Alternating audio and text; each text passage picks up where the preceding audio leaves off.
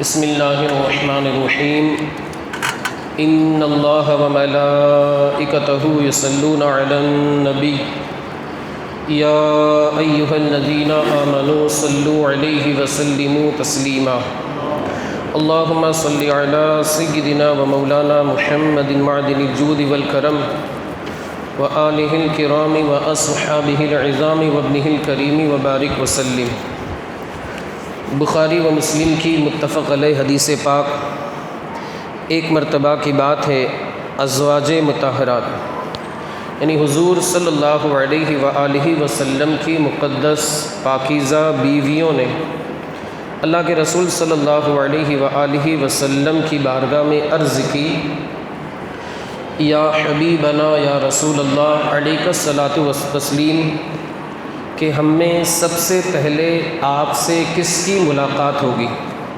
یعنی آپ کے ظاہری طور پر اس دنیا سے تشریف لے جانے کے بعد سب سے پہلے ہم جو ابھی آپ کے نکاح میں بیویاں ہیں ان میں سے سب سے پہلے کس کا انتقال ہوگا؟ آپ دیکھیں، عقیدہ دیکھیں، اعتقاد دیکھیں ازواج مطہرات کا، کہ ان کا یہ عقیدہ تھا کہ حضور جانتے ہیں، تیری عطا سے خدایا حضور جانتے ہیں۔ بے شک یہ ازواج مطہرات کا عقیدہ تھا، اور ہمیں ازواج مطہرات نے یہ ذہن دیا، یہ تعلیم دی، اور اس بات کی جانب اشارہ ہمیں یہ پیش کیا کہ نبی صلی اللہ علیہ وآلہ وسلم کو اللہ نے یہ علم عطا فرمایا ہے کہ کون کب مرے گا، کہاں مرے گا، کس درجے میں اس کا ایمان رہے گا مرنے کی حالت میں، یہ ساری کے ساری چیزیں اللہ کے نبی اللہ کی عطا سے جانتے ہیں۔ اب مصطفیٰ کریم صلی اللہ علیہ وآلہ وسلم نے یہ ارشاد نہیں فرمایا کہ تم مجھ سے سوال مت کرو، میں نہیں جانتا، معاذ اللہ، استغفر اللہ، والعیاذ باللہ، اس طریقے کے کلمات حدیث پاک میں نہیں ہیں، بلکہ بخاری و مسلم کی متفق علیہ حدیث پاک، یعنی بخاری میں بھی یہ حدیث پاک موجود ہے، مسلم شریف میں بھی یہ حدیث پاک موجود ہے۔ آقا کریم صلی اللہ علیہ وآلہ وسلم نے ارشاد فرمایا کہ تم میں جس کے ہاتھ سب سے لمبے ہیں سب سے پہلے اس کا انتقال ہوگا۔ تم میں سب سے لمبے ہاتھ جس کے ہیں سب سے پہلے میرے اس دنیا سے جانے کے بعد سب سے پہلے اس کا انتقال ہوگا۔ اب ازواج مطہرات شوق تھا، ذوق تھا کہ سب سے پہلے کس کا انتقال ہوگا۔ ہم دیکھیں تو صحیح، ہم میں سے ہاتھ کس کے لمبے؟ ایک بانس کا ایک ٹکڑا لے لیا، بانس تو بہت بڑا ہوتا ہے، اس کا ایک ٹکڑا لے لیا اور ایک دوسرے کے وہ ہاتھ ناپنے لگے، جسے ہم ماپنا بولتے ہیں اپنی زبان میں، اردو میں ناپنا بولتے ہیں۔ تو دیکھا کہ حضرت سودا بنت زمعہ، یہ بھی ایک زوجہ مطہرات ہے۔ ہمارے بہت سارے مسلمان بھائیوں کو شاید تو ازواج مطہرات کے نام شاید نہیں پتہ ہو، ہمارے مسلمان بھائی اور اسی طرح ہماری اسلامی بہنوں کو بھی یاد نہ ہو، تو اسے آپ یاد کریں، گھر والوں کو بھی یاد کرائیں۔ افسوس کی بات یہ ہے کہ تکلیف کی بات یہ ہے کہ آج کل جو ایکٹرز وغیرہ، کرکٹرز وغیرہ، وہ سارے جو ہیں فالتو کے لوگ جن کے ایمان کا کوئی بھروسہ نہیں، ان کے نام وغیرہ تو یاد ہیں، لیکن معاذ اللہ جو ازواج مطہرات ہیں، اسی طرح حضور کی جو شہزادیاں ہیں، حضور کے جو شہزادے ہیں، ان کے نام یاد نہیں ہیں۔ اللہ رب العزت ہمیں ازواج مطہرات کے نام یاد رکھنے اور ہماری اسلامی بہنوں کو ان کے بتائے ہوئے راستے کے مطابق اپنی زندگی کے شب و روز گزارنے کی توفیق رفیق عطا فرمائے۔ حضرت سودا بنت زمعہ کا ہاتھ تھوڑا سا لمبا تھا۔ اب سب نے فیصلہ کر لیا کہ رسول اللہ نے ارشاد فرمایا جس کا ہاتھ لمبا ہوگا وہ سب سے پہلے انتقال کرے گی۔ سب نے یہ سمجھ لیا کہ حضرت سودا کا ہاتھ سب سے لمبا ہے اور سب سے پہلے انتقال انہی کا ہو۔ اب جب وقت گزرا دیکھا کہ سب سے پہلے انتقال حضرت سودا کا نہیں ہوا، بلکہ حضرت زینب بنت جہش جو ازواج مطہرات میں سے حضور کی زوجہ تھی، عبداللہ بن جہش کی بہن، حضور صلی اللہ علیہ وسلم کی پھوپھی ذات بہن تھی، اور آپ کے نکاح میں یہ آئی تھی۔ دیکھا کہ سب سے پہلے ان کا انتقال ہوا۔ اب تعجب میں ہے کہ حضور نے ارشاد فرمایا تھا سب سے بڑا جس کا ہاتھ ہے اس کا انتقال ہوا۔ ہم نے ناپا، بانس کا ایک ٹکڑا لے کر کے سب سے بڑا ہاتھ جو تھا، لمبا ہاتھ جو تھا، وہ کس کا تھا؟ حضرت سودا بنت زمعہ کا۔ اب بات جو ہے وہ زبان رسالت سے نکلی ہے، غلط نہیں ہو سکتی، زمین ادھر کی ادھر ہو سکتی ہے، پہاڑ ادھر کا ادھر ہو سکتا ہے، سورج ادھر کے بجائے ادھر سے نکل سکتا ہے، مگر وہ بات جو آمنہ کے لال کی زبان سے نکلی ہے وہ ہرگز نہیں بدل سکتی۔ انہوں نے غور کیا، سوچا، تو اس نتیجے پر پہنچے کہ لمبے ہاتھ سے مراد سائز کے اعتبار سے نہیں، بلکہ لمبے ہاتھ سے مراد راہ خدا میں صدقہ کرنا، خیرات کرنا اور اپنا مال خرچ کرنا مراد تھا۔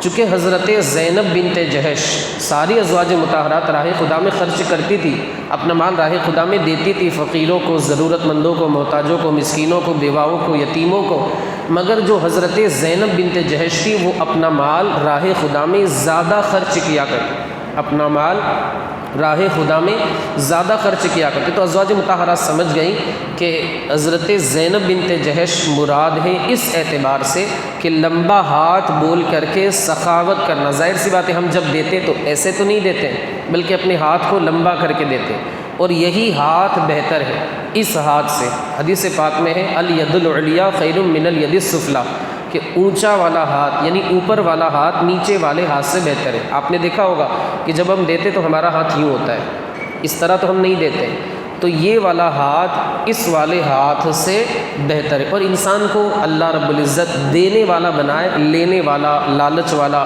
طمع رکھنے والا، حرص رکھنے والا، لوگوں کے مال کو ہڑپ کرنے والا، اور اس کی نیت کرنے سے بھی اللہ رب العزت بچائے۔ ہمیشہ انسان اچھی نیت رکھے کہ میں انشاءاللہ راہ خدا میں خیرات کروں۔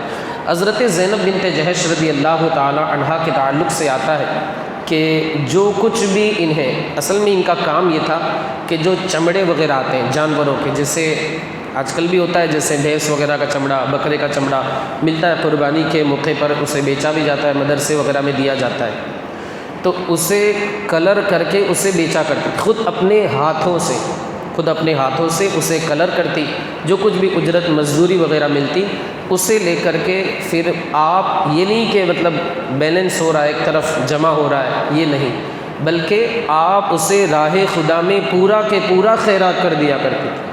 ہوتا ہے نا انسان کی نیت، ویسے کلیکشن کرنا، جمع کرنا کوئی ناجائز و حرام نہیں، آپ رکھیں، جمع کریں، ماشاءاللہ اللہ برکتیں عطا فرمائے، مگر اس میں سے خرچ بھی کرتے رہیں۔ یہ نہیں کہ آپ پورا 100% نکال کے آپ پورا کے پورا دے دیں، جتنا آپ سے ہو سکے، جو بھی آپ سے ہو سکے، ایک مخصوص مقدار میں آپ غریبوں کو آپ اس کا مالک بنائیں، دیتے رہیں۔ انشاءاللہ دینے سے وہ جو آپ کی تجوری ہے اس میں اضافہ ہوگا، کمی نہیں ہوگی۔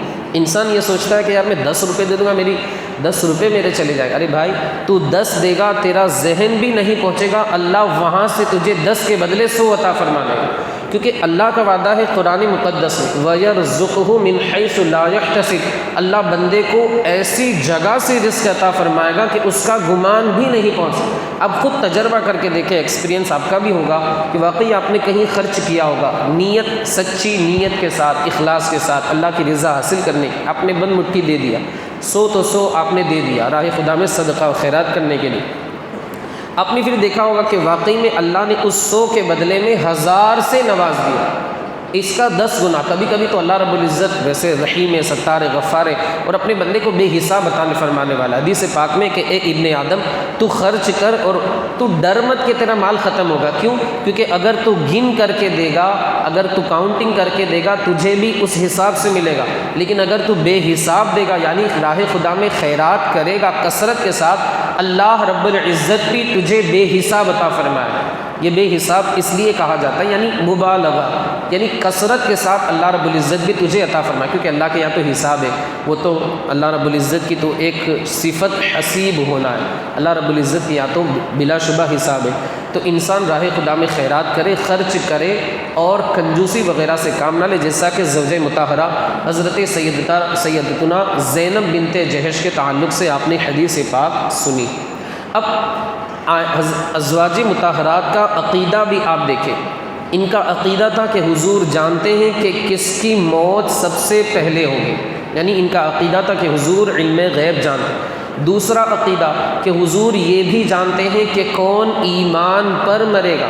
ان کے پوچھنے کا مقصد کیا تھا کہ ہم میں سے سب سے پہلے آپ سے کس کی ملاقات ہوگی؟ ظاہر سی بات ہے رسول اللہ سے مرنے کے بعد اسی شخص کی ملاقات ہوگی جو ایمان والا ہوگا۔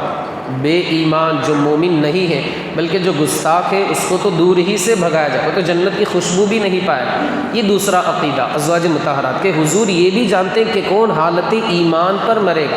تیسرا عقیدہ کہ حضور درجہ بھی جانتے ہیں، کیونکہ مومن درجے میں سب برابر نہیں، ہو سکتا ہے آپ میں سے کوئی سب سے افضل ہو، اور ہو سکتا ہے آپ میں سے کیا بلکہ ہم سب میں سے سب سے ادنا درجہ میرا ہو، میں گناہ گار سیاہ کار ہے کہ نہیں، سب سے ادنا درجہ میرا ہو، اور آپ میں سے ہو سکتا ہے کسی کا بہت بڑا بلند و بالا مرتبہ ہو، اور ہو سکتا نہیں بلکہ میری تو مطلب حقیقی بات ہے کہ میں گناہ گار سیاہ کار، میرا ہی سب سے درجہ میں گناہ گار ہوں، وہ حساب سے حضور صلی اللہ علیہ وسلم اسے بھی جانتے کہ کس کا مرتبہ اتنا بڑا ہوگا کہ وہ مرنے کے بعد مجھ سے ملاقات کرے، اسے بھی جانتے ہیں۔ یعنی ازواج مطہرات کا یہ بھی عقیدہ ہے کہ حضور موت کب ہوگی اسے بھی جانتے ہیں، کون ایمان پر مرے گا اسے بھی جانتے ہیں، اور کس کا ایمان کس لیول کا ہوگا کہ وہ مجھ سے ملاقات کرے گا اسے بھی ہمارے آقا و مولا حضور تاجدار مدینہ اللہ کی عطا سے، اللہ کے بتانے سے یہ بھی جانتے ہیں کہ کس کا ایمان اس درجے کا ہوگا کہ وہ مجھ سے ملاقات کرے گا۔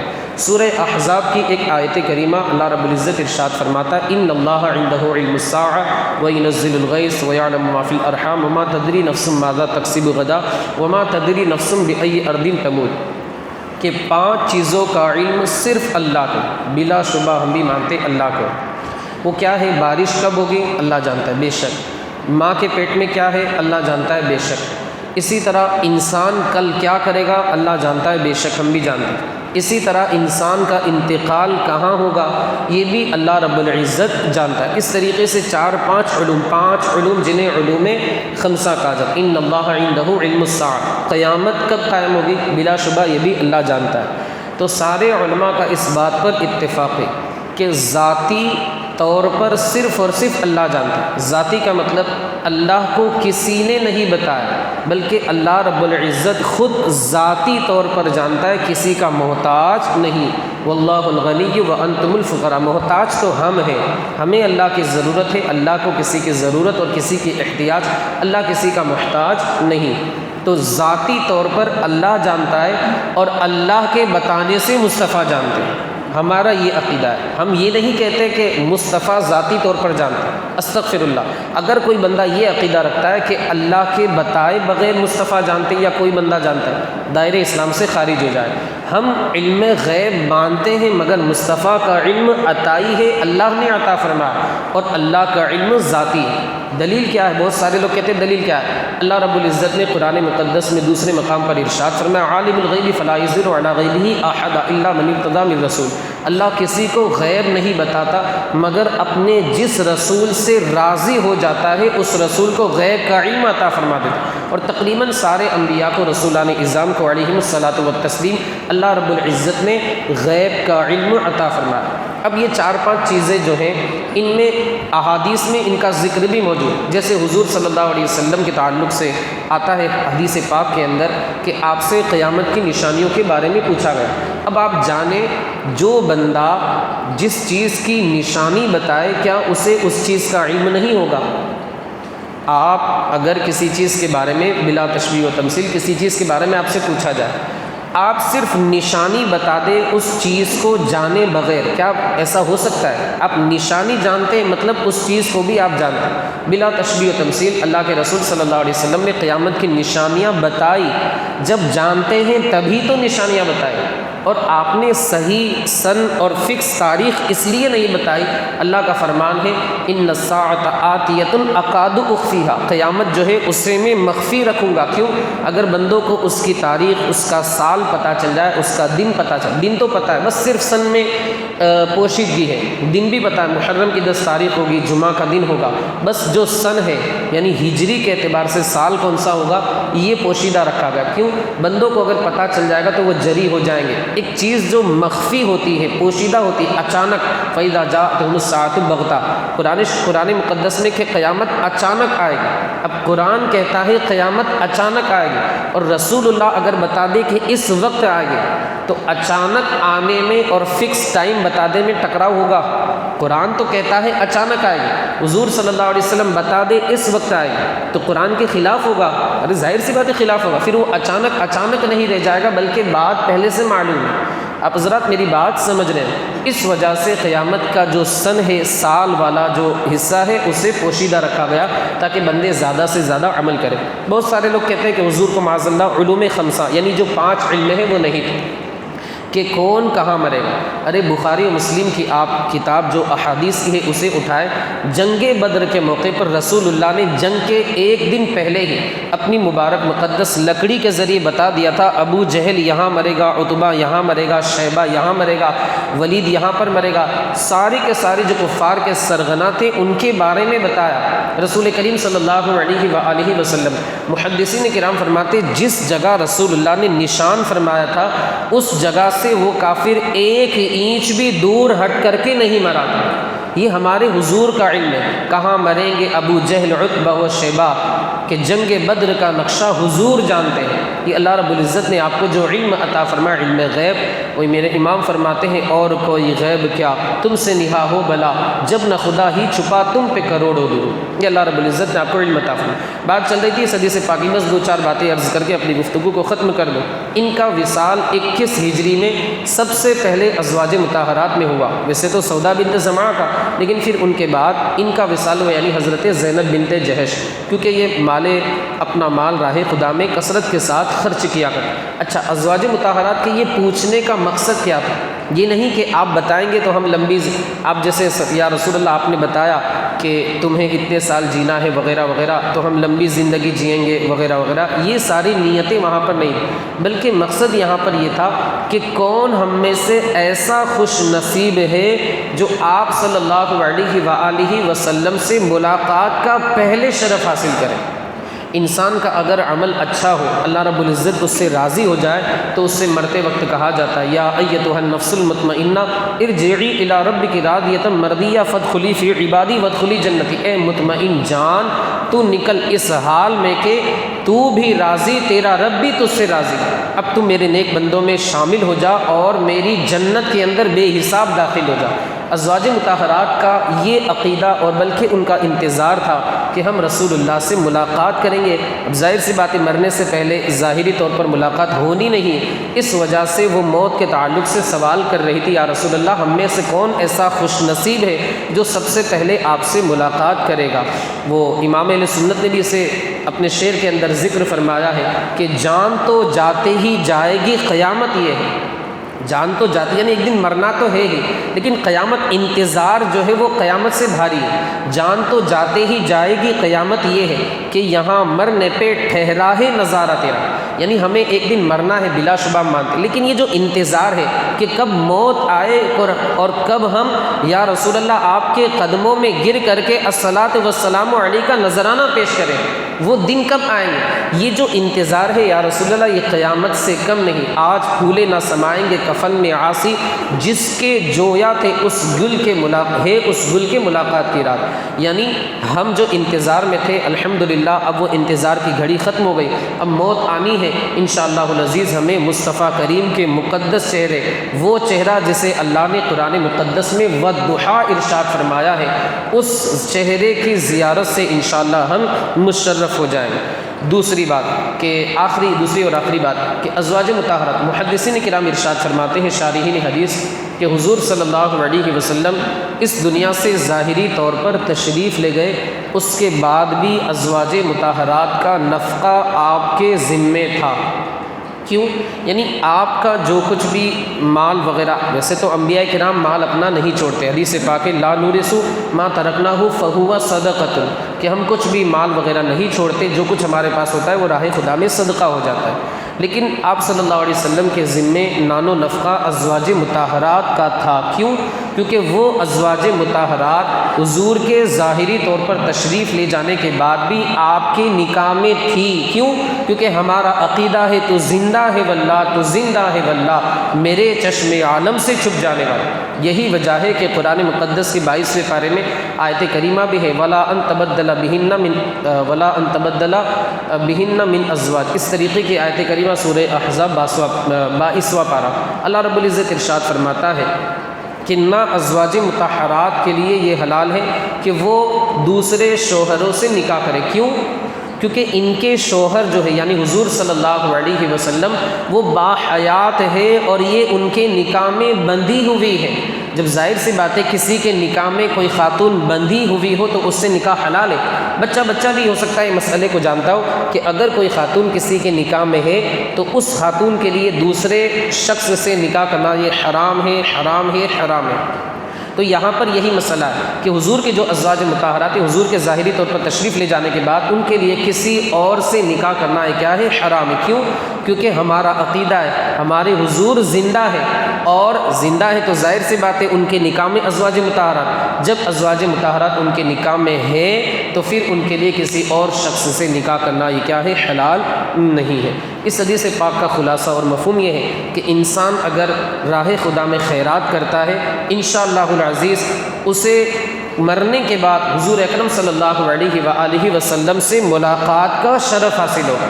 ظاہر سی بات ہے ازواج مطہرات کا مرتبہ تو بہت بلند و بالا ہے، ہم ان کے مرتبے تک نہیں پہنچ سکتے، لیکن انشاءاللہ اس بندے کو خدمت کا شرف تو مل ہی سکتا ہے۔ آمنہ کے لال کے چہرے کی زیارت ہو جائے، ملاقات ہو جائے، اس سے بڑی سعادت اور اس سے بڑے شرف کی اور کوئی بات نہیں ہو سکتی۔ مولا عز و جل ہمیں آپ اور ساری دنیا کے خوش عقیدہ مسلمانوں کو راہ خدا میں اپنا مال کما حق ہو خیرات کرتے رہنے کی توفیق رفیق عطا فرمائے۔ مولا ہمارے ان بھائیوں نے اس درس میں شرکت کی، نے اپنی شان کے مطابق اجر و ثواب عطا فرما۔ مولا ان کی کمائی میں، کاروبار میں، تجارت میں، رزق حلال میں خوب سے خوب تر برکتیں عطا فرما۔ ہمارے ان بھائیوں کو مولا اور ہم گناہ گاروں کو اپنے پورے گھر والوں کے ساتھ بار بار حج بیت اللہ کی سعادتیں عطا فرما، بار بار مدینہ الرسول کی مقبول حاضری نصیب فرما۔ مولا عز و جل اور مدینہ الرسول ہی میں ہمیں موت عطا فرما، جنت البقیع ہمارا مدفن بنا دے۔ اللہم ربنا آتنا فی الدنیا حسنۃ وفی الآخرۃ حسنۃ وقنا عذاب النار، وصلی اللہ تعالی علی خیر خلقہ ونور عرشہ سیدنا مولانا محمد وعلی آلہ واصحابہ اجمعین برحمتک یا ارحم الراحمین۔